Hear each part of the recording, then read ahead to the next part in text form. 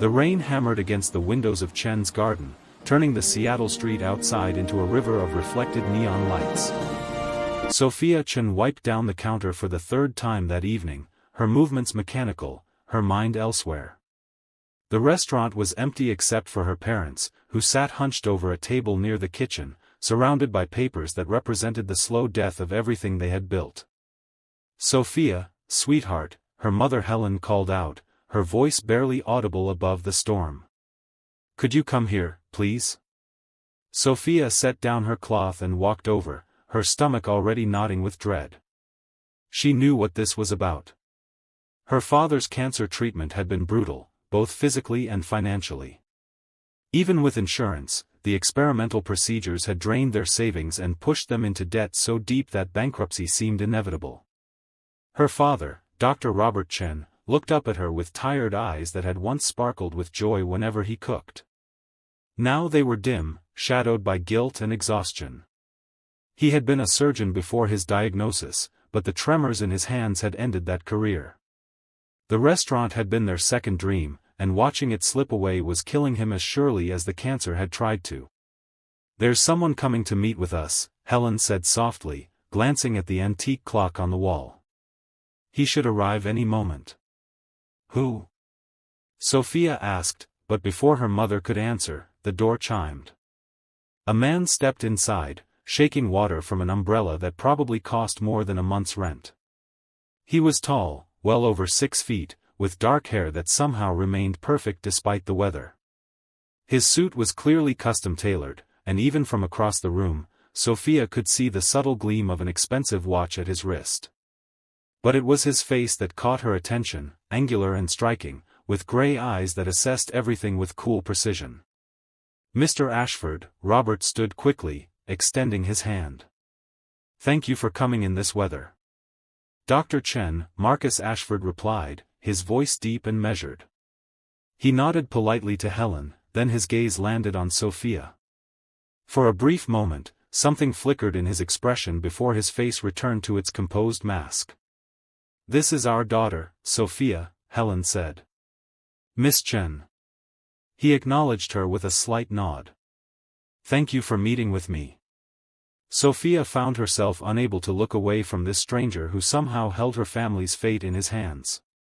There was something almost magnetic about his presence, despite, or perhaps because of, his obvious emotional distance. "Please, sit," Robert gestured to the table. "Can I get you anything? Tea? We have." "No, thank you," Marcus said, sitting with the kind of fluid grace that spoke of complete self-assurance. "I'll be direct. I've reviewed your financial situation. You're facing foreclosure on both your home and this restaurant within 30 days. Sophia's throat tightened. Hearing it stated so plainly made it brutally real. Marcus opened his briefcase and withdrew a folder. "I'm prepared to pay off your entire debt, medical bills, business loans, everything. Additionally, I'll provide capital to modernize the restaurant and a financial cushion to ensure stability." Helen gasped softly. Sophia felt her heart race. This couldn't be real. "What do you want in return?" Sophia heard herself ask. Those gray eyes fixed on her with an intensity that made her breath catch. "I need a wife," Marcus stated flatly. "Not a traditional marriage. A contractual arrangement for 2 years. You would live in my home, appear with me at necessary functions, and maintain the appearance of a committed relationship. In exchange, your family's problems disappear." The silence that followed felt suffocating. "Why?" Sophia finally managed. "Why would you need this?" "My board of directors and investors question my commitment to long-term stability," Marcus replied. "As a single man focused entirely on work, I'm seen as a risk. A wife changes that perception.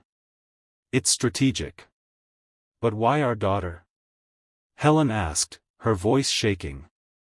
"Because Miss Chen has no connections to my world, no ulterior motives, and no expectations beyond what's outlined in the contract," Marcus said. "After 2 years, we divorce amicably. Everyone benefits." "This is insane," Sophia whispered. "It's a solution," Marcus countered. "You have 24 hours to decide." After he left, Sophia looked at her parents, at her father's slumped shoulders, at her mother's desperate hope.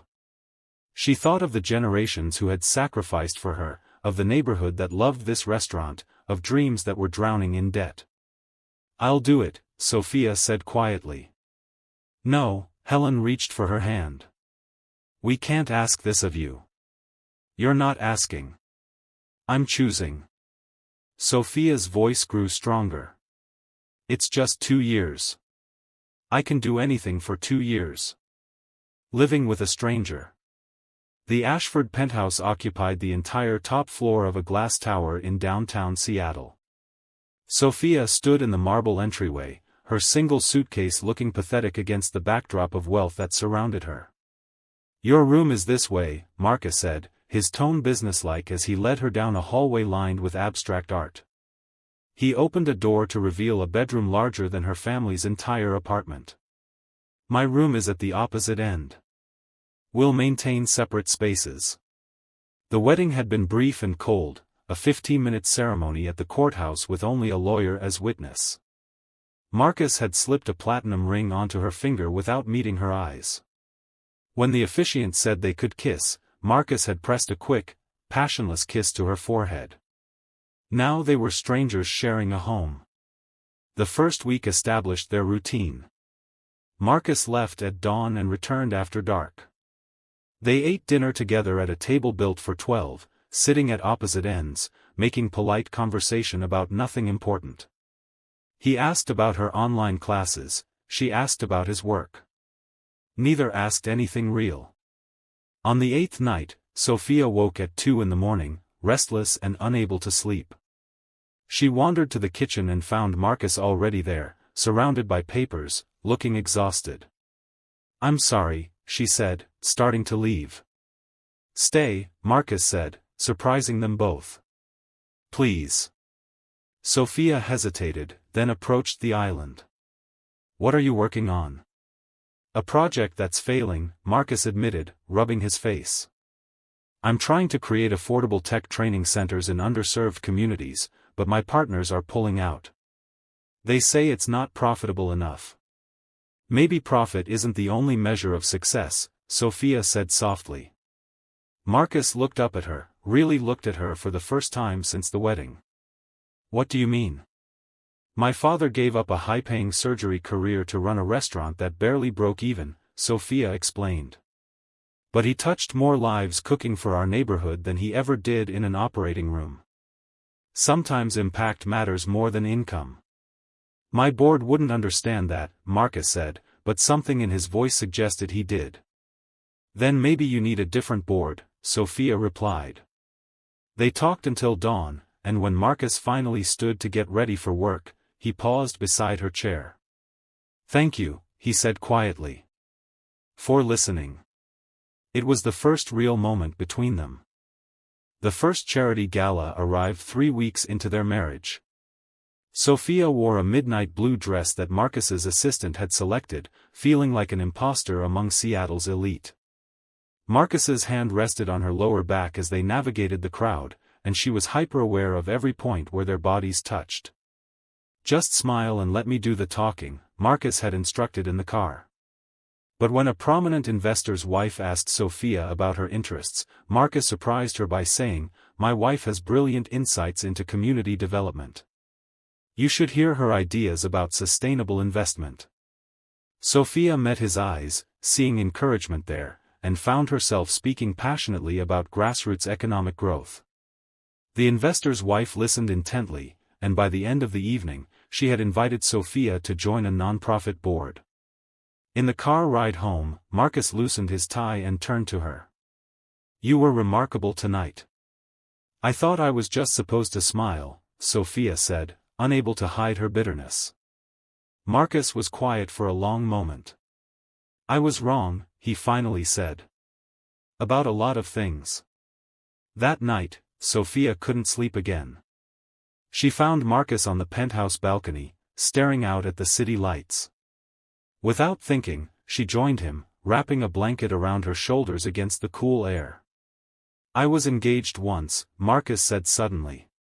5 years ago. Caroline was from my world, wealthy, connected, everything that made sense on paper.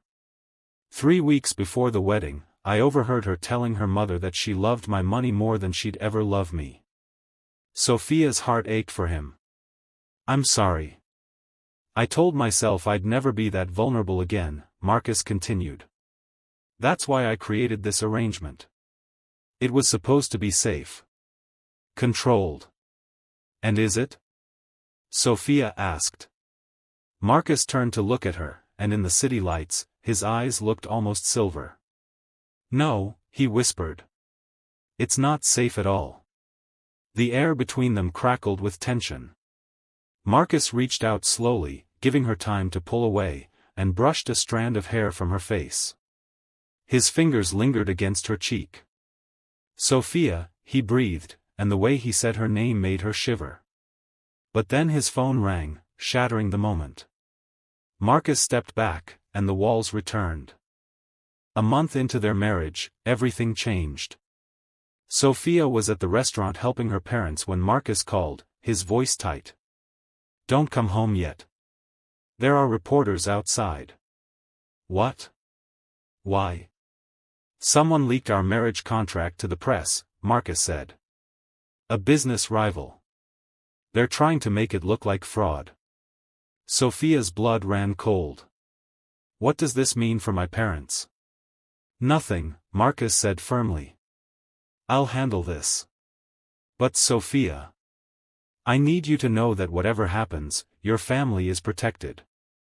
The money is legally theirs. No one can touch it."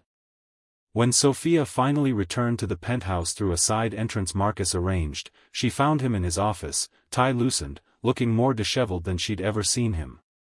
"I'm so sorry," he said immediately. "This is my fault. I should have protected you better." "This isn't your fault," Sophia said, moving toward him. "You've done everything you promised." "No, I haven't," Marcus stood abruptly. "I promised you this would be simple. Professional." "But Sophia, he stopped, running his hands through his hair. "I can't keep pretending." "Pretending what?" Sophia's heart was racing. "That this is just a contract," Marcus said, his voice raw. "That I don't count the hours until I come home to you. That I don't find excuses to be near you. That I don't lie awake thinking about what it would be like to kiss you properly." Sophia's breath caught. "Marcus. I'm in love with you," he said. "I know I have no right to be. I know this isn't what you signed up for. But I can't pretend anymore." The confession hung between them. Sophia thought about the past month, the late-night conversations, the way Marcus smiled differently when she was around, how his touch had become gentler, more lingering. She thought about her own racing pulse whenever he entered a room, the way she found herself watching for him. "You're not the only one who's stopped pretending," Sophia whispered. Marcus crossed the space between them in 2 strides. "Tell me I can kiss you," he said urgently. "Tell me this is real." "It's real," Sophia breathed, and then his lips were on hers. The kiss was nothing like their wedding day, it was desperate and deep and full of weeks of suppressed longing. Marcus's hands cradled her face like she was precious, and when they finally broke apart, both were breathing hard. "The contract," Sophia started. "Forget the contract," Marcus said fiercely. "I don't want 2 years.